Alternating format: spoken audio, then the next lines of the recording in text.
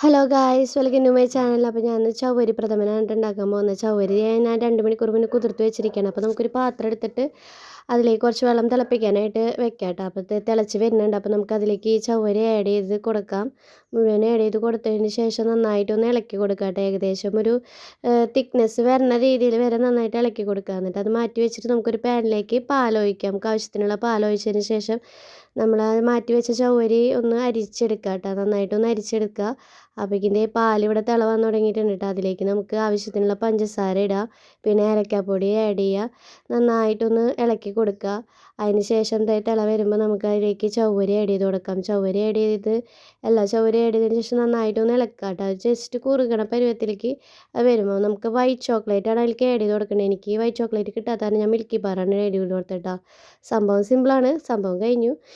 അപ്പോൾ ഞാൻ അവനെ കൊടുത്തു കേട്ടോ. അവൻ കഴിക്കുന്നുണ്ട്, നല്ല ടേസ്റ്റ് ഉണ്ട്. അപ്പോൾ ഏകദേശം ഈ തിക്നെസ്സിൽ വരും കേട്ടോ. നല്ല ടേസ്റ്റ് ഉണ്ടായിരുന്നു. അപ്പോൾ നിങ്ങളും ട്രൈ ചെയ്ത് നോക്കിട്ടോ. അപ്പോൾ അടുത്ത വീഡിയോയിൽ കാണാം. ബൈ.